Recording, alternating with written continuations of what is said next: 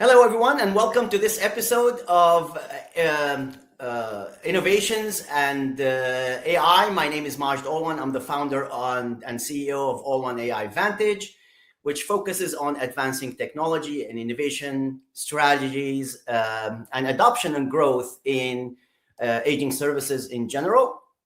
And today, it's a great honor and pleasure to host Jason Elrod, a renowned CISO or Chief Information Security Officer at MultiCare Health System, which has multiple sort of care settings and cares for older adults and others. But particularly, they have also a PACE program. For those who are not familiar with PACE, it's a program of all-inclusive care for the elderly. And today, Jason and I will be talking about AI and what is AI, what are people's sort of position that he's seeing with regards to AI and AI applications. Some people are scared of it and avoiding it like plague, and others are jumping headfirst. So we will be talking about implications of AI on healthcare for the elderly, and potentially some implications and applications that he sees for the PACE program particularly. So welcome, Jason. Let's start by introducing yourself to the audience with your own words, and tell us a little bit about yourself and MultiCare. Thanks a lot. I'm very happy to be here today, Majd. We originally had this conversation a few weeks ago about joining here, so I'm very excited to be here today. Very excited to talk about some of these topics here because it is topical. And timely, yes. And timely, and all those wonderful things. So a little bit about me. I am a Chief Information Security Officer for MultiCare Health System. I am a healthcare advisor in that space. I do a lot of AI governance. I do a lot of technical governance, data governance on that as well. I've spent the last 15 years specifically in this role in multi-billion-dollar healthcare systems, of which MultiCare is one. It's the largest not-for-profit, locally administered healthcare system in the state of Washington, with some exposure to other states like Idaho and Oregon. And so a non-trivial sized organization. So we do get a chance, the opportunity to impact a lot of lives in that space. And being not a spring chicken myself, the PACE programs are a particular interest to me too, specifically because of that focus about that all-inclusive care for the elderly. And honestly, everybody is going to be elderly at some point. So it is an inevitability, right? You can see the light in our if you're lucky, you get lots of this gray stuff here, or your version of it, as you move towards it. Very much in depth, very much doing a lot of stuff with AI today. I do tend to focus on the risk aspects of it in an organization, but also the innovation and enablement of it. So love to get into the conversation there. So let's get after it. Excellent. So what are the trends that you're seeing in terms of people's reactions and position with respect to AI? Great question. So recently I gave a keynote speech. It was called The Beginning of the End, or The End of the Beginning, and really focused around the perception of AI. One of the biggest things, and Maj, we've talked about this before we were recording here. You have one group that goes, AI is going to be impactful, and I'm super scared of it, right? It's the beginning of the end. Nothing will ever be the same. And then there's this other team that looks at it and goes, it's going to be extremely impactful, same thing, and it'll be fabulous. This is the new beginning. So there's basically two ways that it's approached right now. One is saying, hey, you know what? Looking in the past, saying, hey, look, I've never had to do this before. This was never something we had to contemplate before. It's going to totally disrupt where we were before. Without noticing that yeah, that's just the prequel. That was the prequel. Everything kind of led up to this. And the meaning that you give AI, and we'll talk about that in one real quick question here, but the meaning you give it really determines is your capabilities and your perception of it. So you really get a chance to say, hey, you know what? It's not the beginning of the end. What it is, it's everything is led up, and this is now a new reality. So AI will be a component of everything, and I now get a chance to write that future. Everybody's a co-author in this space. So saying, hey, these are new building blocks. These are going to be integrated with everything we do. So how do we do that? And it's not just, hey, it's a software upgrade. It's going to make me more efficient. It's going to cost less, those things. That is the wrong way to look at AI, because that's a legacy way of looking at it, as opposed to, hey, this is an enabler, this is an enhancer, this is an augmentation. And every role, every program, everything we do will now have it inside of it in some capacity. We will have that. So we have to relook at the way we see incentives, relook at the way we see value. And like I said, rewrite that ourselves, because otherwise somebody's going to write it for you. You don't want to be anchored to the gravity of the past on this one. You really want to have that pen in your hand and get ready to write that new future here. So my question to you, Majd, what is AI?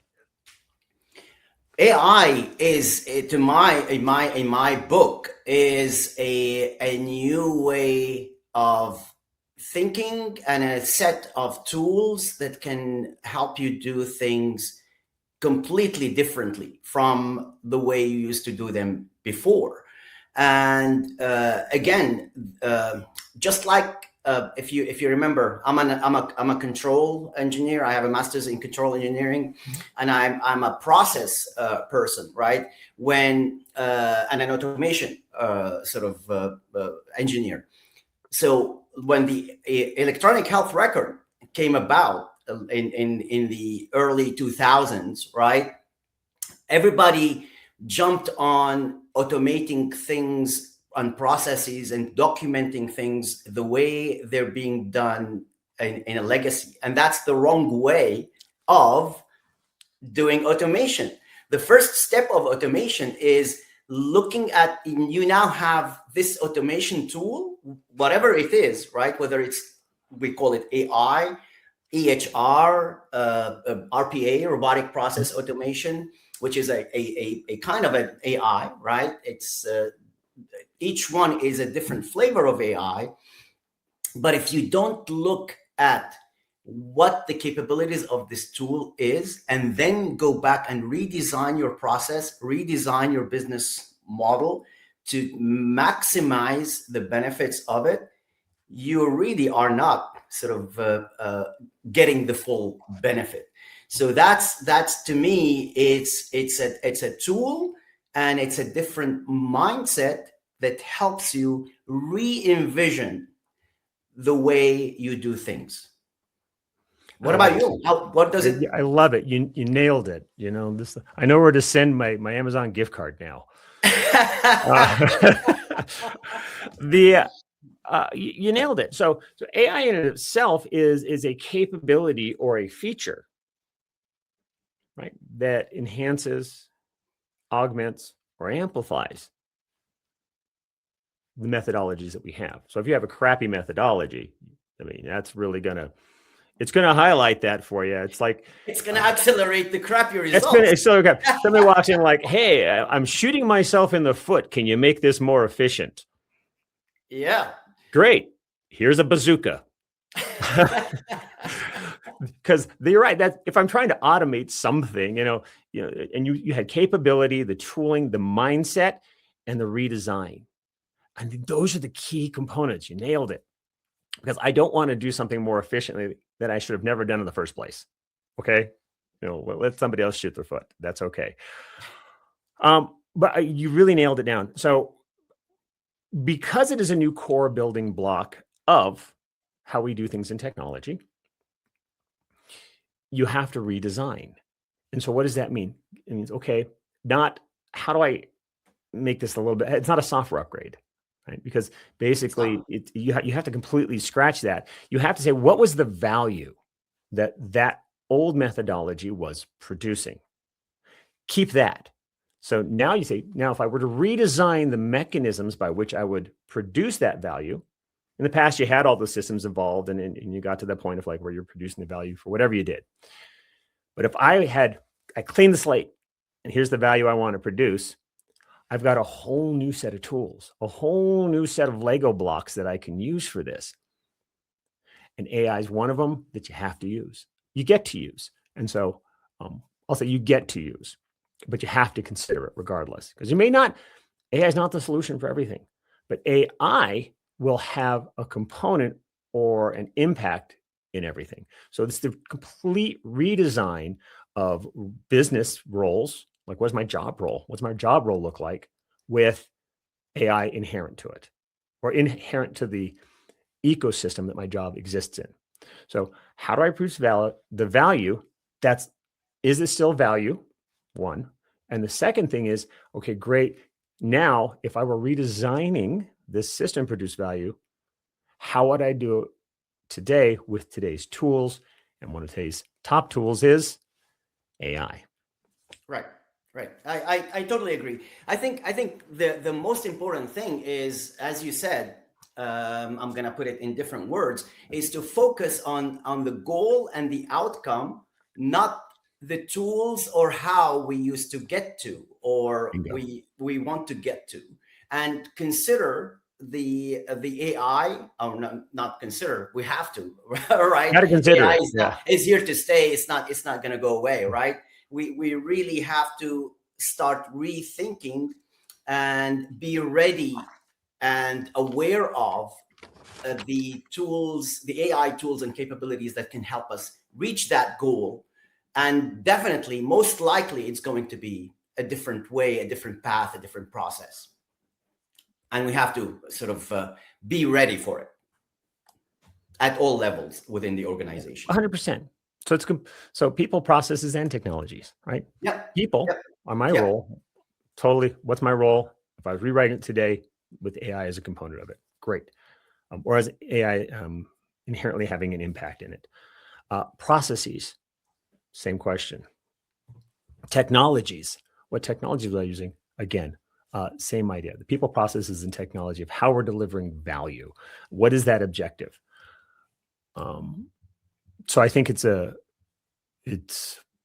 now that we've landed on that, I think let's use PACE as a use case. What do you think? Yep, healthcare or PACE? Yes, absolutely. So again, from your vantage point, where have you seen sort of where has MultiCare used or considered using AI powered set of tools, and what are some of the impacts or anticipated impacts that you've seen or expect to see? Well, that's not a small topic now, is it? I agree, but so I'll take my legal friend's note on this one. Well, it depends. It depends. It depends on this one. So I'll talk about security program first, then I'll talk about some of the kind of a clinical operational bit we've used here, and then we can kind of roll into how that might help. So from a risk system, a system risk level, we're using AI to actually reevaluate and keep pace with the threats, because the bad guys, the threat actors, are actually, they're using AI to do nefarious things. So we're going to have to use things like AI to keep pace because it's a race condition, So if they're using this, we have to use it. And it's really helping enumerate where we need to be focusing our efforts. Because you can't put it everywhere. You have to focus. You can't be this, 1,000-watt incandescent bulb trying to solve the problem. And yes, you light the room up, but all you do is see the problems. What you have to be is a 1,000-watt laser. Okay, that has a whole different impact. And so where do I point that laser? Where do I take that resource and aim it? And AI helps us enumerate that. AI helps us like with the detection, the response, the recovery, with the protection, with understanding what's in our environment. So it's a big amplifier again and enhancements there. So not necessarily where all my vulnerabilities are, but what are the paths to exploiting those vulnerabilities. So I think we focus it more on the exploitability management, and it is a key component now of helping us understand that. How do we shrink the exploitability of things that are inherently vulnerable? I can't just make everybody invulnerable over here. All the assets, everything. So what do I do is I have to minimize and protect that as best as possible. How do we focus? AI helps us out a lot there because there's a lot of noise, but it helps us sift through that. So it's definitely an amplifier in the cybersecurity space, 100%, and it will continue to be that. I mean, there's even some more models out there with, OpenAI has one out there, of course. Anthropic has theirs, the big Mythos one that came out. The impacts of those are only going to be faster. So the velocity at which we're going to see that impact, and I say impact because it doesn't have to necessarily be positive or negative. It's how we treat it again. It's back to that, like, is it the beginning of the end or in the beginning? Yes. That's the same thing. It's a thing.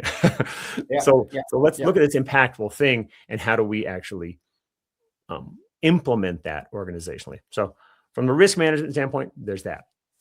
Operationally, one of the most impactful uses of AI, I think, that we've deployed, is this idea of ambient listening. Ambient listening. So patient comes into a room, the caregiver is like, hey, mind if I have the computer or the AI record this and take notes and things like that way I can spend more time with you. And it's huge because you get a better note, you get a better transcription, and you get higher detail, higher fidelity in there.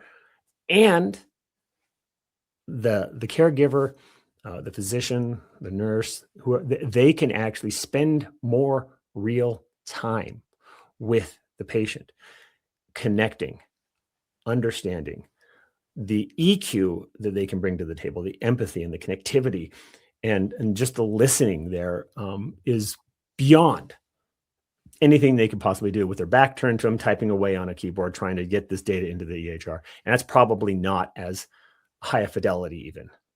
Right. And I believe that it adds to the quality of the conversation and the quality of the questions, because again, they're not splitting their attention between typing and looking at the screen and listening more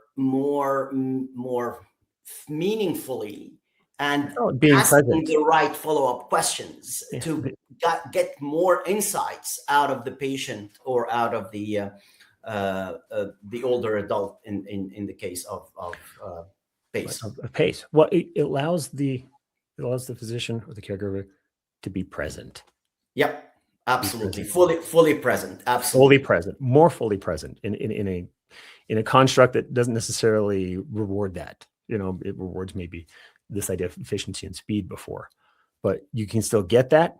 And the other thing is, it's a huge patient. It's a huge physician satisfier too. Because there's this idea of pajama time. So you meet with somebody and you hang out with them and you do your stuff in the day. And at the very end of the day, you now have to go over all your notes and go back through them. And you have to there's time after the time that you spent for work in order to put that in there. So that pajama time is actually significantly reduced because of the quality of the notes and because of things like AI being able to help assist that. So you have higher, everybody's more present. You have higher satisfaction and quality of care for the patient, and you have higher satisfaction and quality of life for the physician over here, because now they're not spending an additional 2 hours every day after the 12-hour shift to go into here. So it's really that amplification and augmentation of the right things. So we're seeing it in that space. Of course, we're doing a lot of data analytics now too. We're looking at that as well. What's some of the details in the data that we might not have noticed before? Yep. And that's super helpful as well. So very bullish on those kind of things, but they're not like super fancy stuff, but true innovation in this space is actually amplifying the right things, recognizing the right things. Doing AI means creating value through its use. Out of AI. Yeah, absolutely. Out of it, right? Not again, the focus should be on value. Focus should be on value. What is the value we're doing here? And when I think about things like elderly care, Yeah. or people in the space here, one of the things is, there you have social services is a large component of that, right? Counseling Yep. for grief or loss or emotional support. And I'm going to say, I don't know where I land necessarily on this just yet, but there's an ability for a chatbot or a communication mechanism that can ask the same questions in a fashion that's not super clinical. Yep. It does show a little bit more empathy. That can spend, your AI chatbot can spend whatever time you want it to spend with you now, answering, Costing you cents as opposed to a costing you nurse cents or a care manager. or on the patient's schedule, Yep. to the point that the patient is comfortable with it, and reminding them and being able to provide that fidelity, answering their questions in a low shame environment. Yep. Right. Because, I'm just talking to the computer, but instead of having to answer all these weird questions, what have you done the last week? And where's this? And on a scale of 1 to 10, is the pain like, a soft winter breeze, or bees, or whatever, you can, as opposed to trying to do that in a very time box sense, you can actually have that conversation and say, hey, would you like, what else would you like to know? I notice you have this now. Would you like some explanation about what this medication does? Or, hey, how are you feeling after that conversation? As opposed to fill out our survey and press star. Yeah. No, it's you have that natural language model, which is the communication mechanism of us humans like. And so that's the big component there, where you can say, well, what is the value I can produce here?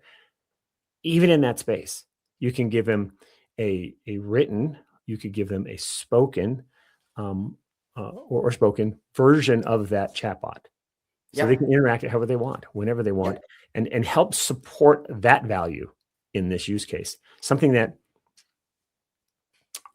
you can meet folks where they are. They don't have to know how to run an app or tap something on here, or use multi-factor authentication to get a Fire interface into their data stuff so they can upload their biometric. No, they don't need that. They can say, once you logged in, you can now talk to the agent. Talk to the agent. Yeah, exactly. And again, it could be through a device like a healthcare version of Alexa or Google Home.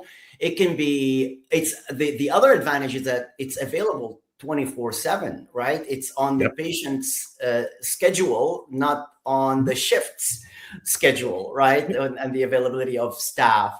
The other thing that I think makes this extremely valuable is the interactive aspect of it. Yes. We are living in an instant gratification era, and we want immediate answers when everybody is used to. If I don't know something, I go on Google or whatever, right? And or Claude. Exactly. And ask those questions. Exactly. So that's absolutely one great potential application. The other thing that I think, and I want to sort of get your perspective on this, is the ability potentially to use sort of either ambient monitoring or biometric remote patient monitoring, coupled with AI capabilities to reduce the burden on number one, collect those insights like ambient listening, but instead of just listening, monitoring using passive motion sensors and other sensors, for example, embedded in the environment, and using AI to identify patterns, activities of daily living, things that have clinical indicators of either the early onset of a disease process or functional decline, cognitive decline, and so on and so forth, and can provide those insights, and at the same time can sort of trigger the care team to think about proactive care and preventive interventions and implementing those, and maybe even potentially sort of assigning some of those tasks to the AI, to the healthcare Alexa, right? To prompt and either get more information or give guidance on medication adherence, for example, or on sort of recommending a series of exercises. What do you think about those? Have you looked into some of these applications? I think it's a gigantic untapped market and untapped opportunity that AI and some of the things you're talking about fits in perfectly. We're talking about in-home care and support, including memory care for especially in PACE, dementia patients. I mean, honestly, 100%. It can check in whenever it detects, maybe a deviation, or maybe it's just baselining. You can connect it to your Apple Watch or your Garmin watch or whatever your favorite wearable. Your favorite wearable is for the day. Your Whoop band. I got one of those on today. But when it can say, hey, it can detect, have you moved much? How is your daily movement going on? Or, hey, have you, how's your sleep last night? How was your sleep last night? You're checking your sleep because it can check those biometrics. So if you take those biometrics and all that data that we can collect now, how can we do that in the in-home environment? Or even it could be at a facility as well. Sure, right? absolutely. But let's concentrate on where can we meet people where they are? Yeah. And then it's like, well, what are those things? I think there's a huge opportunity there. So any of you like startup companies out there listening to today, get out there and create that HIPAA compliant, that FDA compliant component where we can interact with the patient and with the providers. And have that conversation more so. And the arbitrator of that can definitely be AI. It can look at all the data, all the biometrics. Hey, I noticed your oxygen level went down a little bit last night. Next time I'm going to put on your note for your doctor. Next time we're going to check you for possible apnea. Yeah. Or maybe that, or hey, you know what? I've noticed your smart scale says you've lost a lot of weight over the last week. How's the meals been doing? What's going on? What's happening here? It can seem a little invasive. Okay, I'm not going to lie. It can seem a little bit invasive, but when you do it in the right context, this is the same data that allows you to provide precision medicine, precision care, and actually enables the patient or the individual to have more control over their healthcare, more agency in it. Hey, you know what? I can't get to the hospital today. Hey, maybe I can help you arrange transportation. Yep. Absolutely. And let me coordinate that for you. Let me check. Is there a way for me to do that? Let me help you out. And where they may not know who to call, the system might have it in there. Hey, here's providers who can do it. And here's where we're at. And here's the nursing services and therapies that we could do in home versus where you have to do it here. And honestly, you could do all the pre-approvals and things too associated with it. Absolutely. A lot of people in the PACE programs are dually eligible for things like Medicare and Medicaid. Yep. How's the best way to pay for it? What's covered? How navigate those help navigate that. And that's very Byzantine. It's one of the things that frustrates me. I've been in healthcare for a decade and a half now. I mean, every time I go to I'm like a hair club for men, right? Not only do I work here, I use the services too. So when I go into healthcare, I understand what's going on. I understand it has to go to here, it has to go to there. Wow. And it is so complicated even for me as to why can't this be smooth, or why can't this be smoothed out? And somebody like myself who has a lot of agency in healthcare, right? I know it. I know the technology. I know it works. Yeah. If I'm confused, if I'm a little bit like, whoa, what's going on? What about somebody who's, not? Yeah. Because hospitals are not like nobody's like, let's go visit the hospital. Yeah. It's usually, because there's a little bit of fear, there's a little bit of uncertainty, there's a little bit of doubt. Yep. And so you don't feel super powerful. And I think AIs in this case, or the ability to help coordinate that, can help empower people, give them a little bit more courage, give them a little bit more opportunity to ask, and kind of fill in the blanks too. Yeah, as you said, take agency as well. And I do agree with you that it can be perceived to be a little bit sort of a big brother or scary. But again, Yeah. when you have the right layers of privacy protection and cyber security protection and a CISO like Jason, you have Like me. nothing to worry about. We need more of you, Jason. We need more of you in the healthcare system. So that's great. So you mentioned privacy and security. What are some of the other top challenges that you see in this sector where technology or AI might help, or where you see inherent in technology and AI? If I take healthcare as a sector specifically, I'll start with how we pay for healthcare. Yeah, I'll start with that, because that is a gigantic barrier to being able to provide healthcare, both quality care. Yes, quality of care. What can I consume? And from a patient standpoint, what can I consume? What does my insurance cover? What does Medicare, Medicaid cover? What is, what isn't? So you have a lot to navigate. What does my insurance cover? Where's the crossover? What does this mean? What's in network? What's not in network?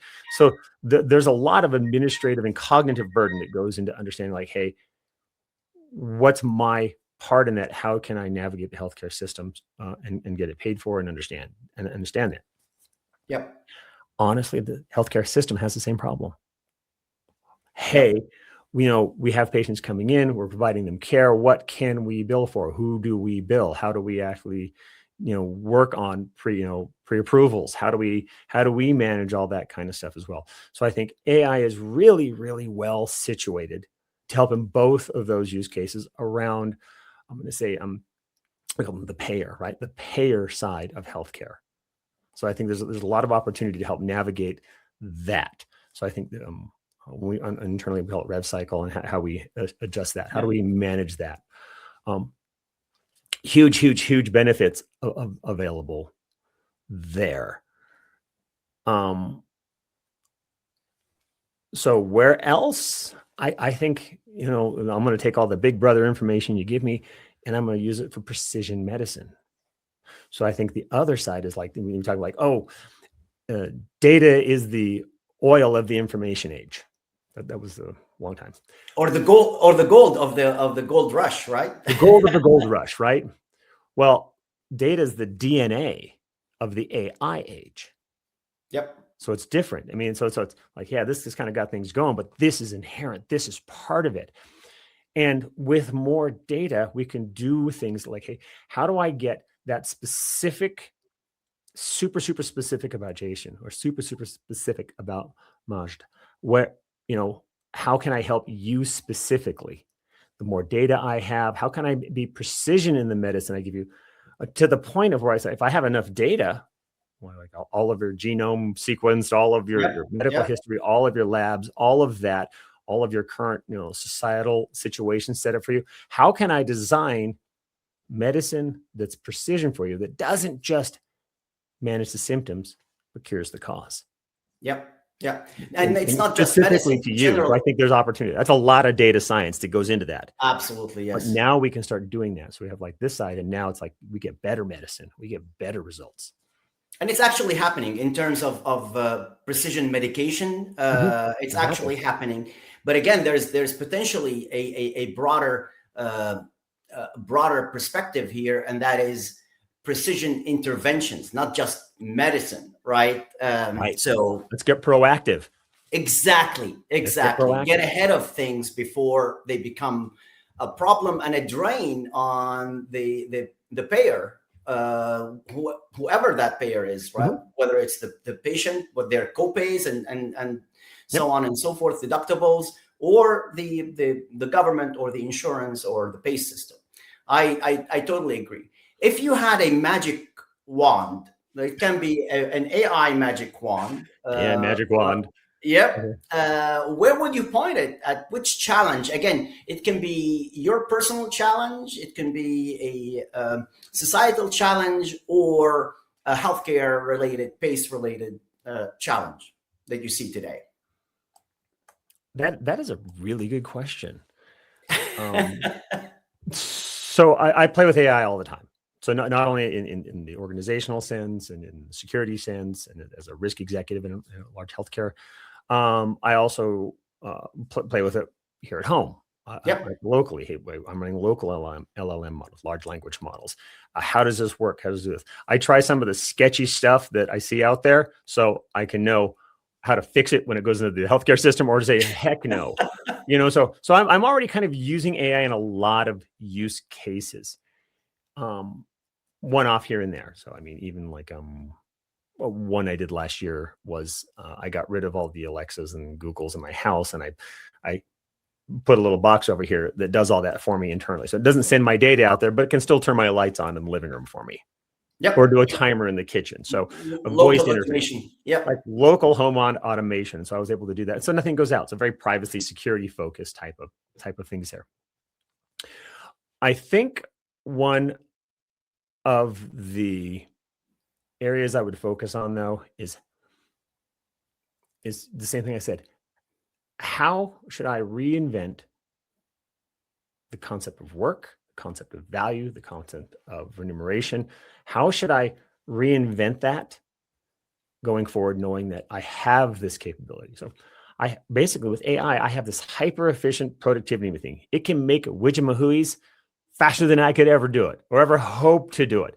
But it'll make whatever widget-mahooie I ask it. So I have to be careful. That's that shooting myself in the foot kind of thing again, right? Yeah. So it's less about productivity where I'd want to do it, is how can I use AI to produce more value in what I'm doing? And for me, it gets a little bit more existential. Like, how do I increase? I mean, there's career and finance. We always want to look at, like, how do I do better in my financial situation in my career? Help be my expert guide for career, but also be my expert, therapist for me, and help me actually in learning. Help me be my expert coach for learning new things and getting better and faster and and stronger in that space. Hey, same thing we talked about healthcare. Be my how can I use AI to amplify results and value? So how to get more value out of my career? How to get more value out of my mental growth? How to get more value out of physical? Strange enough, I don't ever want people saying, "Hey, replace your friends with AI." Wrong way. Wrong. Yep. Bad. No, don't do that. But how can I use AI to build better relationships with the people in my life? How can I use it to amplify the value I can contribute to a community or to, the larger world? So for me, it's not just one thing. It's like, where would I focus it? And where I'm trying to focus it right now, don't have this solved. I'm getting better at it. Is how can I use AI to produce more value in life versus more stuff? I'm not about managing achievement. How do I create fulfillment? Right. And I think that's the important focus on it. And it's a little bit of distance right now as we start moving forward. So what you're describing seems to be like what I would call a super AI, where I go into it, I define my end goal, what I want to achieve, right? Mm-hmm. I give it my resources and I let it sort of go to town, so to speak, and design a process and give me the tools that are needed to achieve this goal most efficiently, most cost effectively. What do you think? In some aspects, yes, but I say I want to focus. So help me solve that problem. Yep. Right. Yeah. And help me solve that problem, the achievement within these constraints, within these resources, right? So help me do that, and then so I can spend more time on. So help me to solve achievement, so I can spend more time on fulfillment. Yeah. So and never give up your cognitive accountability. Of course. Because a lot of people like, I'm just going to rely on it 100%. Decisions for me. Don't do that. Don't do that. It needs to, if you're going to take AI to the gym with you, it needs to be your coach and say, lift more weight, do this, lift it correctly, be safe, be sound on it. Don't go to the gym with your AI and then watch it lift weights. Yeah. Okay. Yeah. Because yes, you went to the gym with your AI and weight was lifted, but 6 months of skip and leg day because you had AI do it every time you went there, you're going to be like, wow, these 3 stairs are tough. Yeah. So again, it's back to that, all the way back to the beginning of our conversation. It's not a replacement for things. It's definitely not a replacement for your decisions and for your accountability, your responsibility, your intent, your courage, your thinking. You need to keep doing that. And you need to look at it as an augment to that. How do I augment, amplify, or enhance those things? And that's the piece there. Yeah. So I want to be able to take these things that should be automated, automate those, and everything else. You can never outsource your decisions. Don't outsource your decisioning. Yeah, I love your AI coming to the gym, but if the AI tells me to lift 100 pounds in a certain way, and I try and I cannot, I should listen to my body, right? That's the listen to your body. Just don't take the direction. It's like, yeah, exactly. You should totally lift 100 pounds that way. Like, hey, I'm a human and don't have a third arm. Oh yeah, I noticed that. Okay, so given that, how about we shift that down to 25 pounds and start talking reality? Right. You're right. I mean, so and that's a very good point. Even in a coaching aspect to it, don't give up your agency. Use your AI agency and judgment. Yeah. Amplify your agency, not decrease it. And at least, in my opinion, at least generally guides you in the right direction. But you still have the final judgment, because AI doesn't know everything that you know. Sometimes, right? Sometimes it knows more than you do, right? And points you to blind spots, right? But again, you should be the final arbiter. 100%. Yeah. I mean, it's going to have more access to data. It's like it's like a 6th grade PhD student with no ethics or morals and is highly efficient. Okay. Yeah. So consider that. It's going to have access to all sorts of things, and it's going to be able to bring it in here. And to your point, I often say it's the quality of the questions you ask yourself determine the quality of your life, the quality of your results. So this goes into the prompting. What am I asking it to do? Right. So we've really got to be much better at questions. Right? Exactly. Yeah. That's the quality of our questions is going to start defining the quality of our results. So get better at asking good questions, good prompts. Get real tight and clear on what you want to do, what the value is you want to produce, and you're going to be able to enhance that. Yep. So that gets us into prompt engineering and so on. Exactly. Yeah. So what are some of the goals that you have for MultiCare over the next year or two, maybe even the PACE program specifically? Can you share some of those? From MultiCare as a whole, and I'll speak from my perspective. Well, not speaking from MultiCare as a whole. So from my perspective, from your perspective, of course. From my perspective, my goal over the next, I'll say 24 to 36 months, is to be able to take all of our workforce, support services and clinical services, and you name it. I would like them to be able to produce 2 to 3 times more value with an experience of work that is less than 100%. I would like them to have a 0.75 experience of burnout. So less than I feel like I'm working less than 100%, but I'm producing 2 to 3 times more.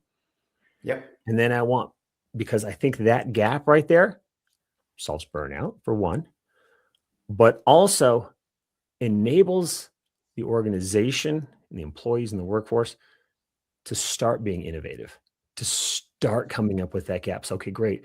Now I have time to breathe. I'm producing 2 to 3 times much value, not widgets. I'm producing 2 to 3 times more value. And I've got space to start attacking the real problems now, to be proactive. Like you mentioned, how can I be more proactive now that I have space in there to do that higher order order work, to do that more interesting thing, to actually work at the top of my license, to do things more proactively, because I'm not reacting 110% of the time. Yeah. So now I've got a little bit more space there. So that's really the goal here. Is I'm very bullish on AI. I mean, in this way, I mean, a lot of CISOs will be like, nah, that stuff's like a privacy and risk nightmare. And it's a security nightmare. It can be. It can be It if can you also be a don't have dream. the right measures in place. Yes. You know, it can also be a dream. Back to that, like beginning of the end of the beginning. You know, kind of a thought. So that's my goal. I think organizationally, I think that's what's dialing. Let's have more value being produced with less burnout. I love it. I love it. And it solves, if you're able, or we're able to achieve this ambitious goal, it will solve a big problem that we're facing in the healthcare system, especially in the elder care system, which is staff retention and staff satisfaction 100%. and burnout, right? As all of these three things would lead to more staff satisfaction and reduces turnover. So excellent.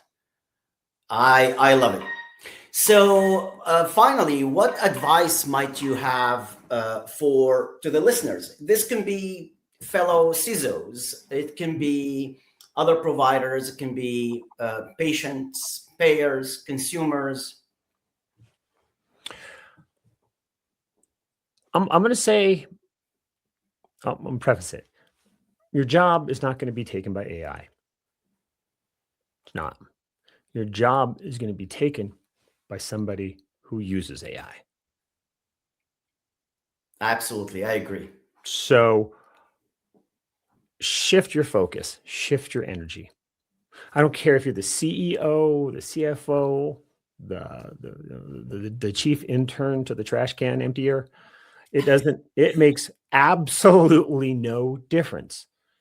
Everybody should be playing or experimenting with AI, understanding it, what it is. Don't think of it as a monster. Think of it like, hey, this is a tool that enhances, augments, or helps automate certain things that I can do. Play with it. So my point, this goes to CISOs, this goes to CEOs, CFOs, you name it. Get in there and play with it and start thinking about the value question. What is the value I would like to produce? This goes to everybody in any life. What is the value that is most important to me to produce in my life, in my job, my career, whatever? Is there a way that tools like AI can help? If I'm thinking specifically about something like the PACE programs, just to call it back to that, what do you wish that program looked like when you're eventually going to be into that program? Yep. How should it look? What's the value that it should produce for you, your family, your loved ones, your community? Same question. So I would say get in there and start playing with it. Do not get curious about it. And curiosity creates courage, because fear is just this warning light on your dashboard. It says, look over here. And you go, this could have impact. I go, Now, if it's the dashboard of your car and it says, like, you should probably change the oil. Oh, okay, I should change the oil. Okay. Because if you don't, it's gonna blow up. But if you don't, if you think fear or uncertainty is danger and you run away from it, it's the wrong way. That is the wrong way to approach it. If you're like, I don't know, it's kind of unknown, get curious about it. Because when you bring curiosity to that conversation, especially around AI, what could I use it for? The next thing that comes is courage. And with courage, you get like, I'm willing to take a chance and try and play with it. And with that confidence to do that, you gain competence. And then you keep working. That's the cycle you want to work here. Yeah. And I think that's the positive generative thing that I wish more people will do. Yeah. Take calculated risks, essentially. With an experiment with AI, at least choose a few small things, potential use cases. Yes, pilot it, test it, and learn about it. Just get curious about it. Get curious about what it can help, what value can help produce in your life. Excellent. So, where can people learn more about Jason, MultiCare, or MultiCare's PACE program? Well, I'm going to say, so if you want to learn first about me, go on LinkedIn. I'm on LinkedIn. You can find me. I'm the Jason Elrod on LinkedIn. So the one and only. I don't know. So I'm like /the Jason. I was just like typing it in one day. So it's stuck. That's who I am on LinkedIn. So go ahead and find me there. I do have from MultiCare, multicare.org. You want to be able to get in there. I believe there's information about the PACE program and other community-driven programs that we're offering across where we organizationally we have footprint on it. Great resources. Get on there, check it out. Maybe have AI give you a summary. Hey, Gemini or whatever, give me a summary of the PACE programs that MultiCare has available to me and my family in my area. Recommend doing that. Available. That's a great first thing. If you don't feel like searching the website, have AI do it for you and provide you the links and get in there. So LinkedIn, hit multicare.org there. Personally, I do have a website called limitlesscyber.com out there as well. I'm on YouTube at Limitless Cyber as well. And I do have a podcast that you can check me out on. It's called Drink Coffee, Do Cool Stuff. And it's really about living a life of purpose. So not so much there. But yeah, perfect. Excellent. Thanks for having me so much. Yeah, this is great. I'm glad you told the audience about your podcast as well. It's very, very exciting and cool. And I love how it sort of unleashes the imagination. Mm-hmm. Right. The questions that you ask is, what would you do if you had nothing to worry about, just drink coffee and do cool stuff. What would you do if you had no requirements? Yep. If you had no requirements, and that goes to that idea of like, what would fulfillment look like for you, and how would you get there? Yep. Excellent. Well, thank you so much, Jason. This has been outstanding. I really appreciate your time. And thanks to the audience for listening. And please follow Jason and listen to his podcasts and visit his website as well as MultiCare's website. Mm-hmm. And until next time, see you later. Thank you so much. Thank you. Thank you.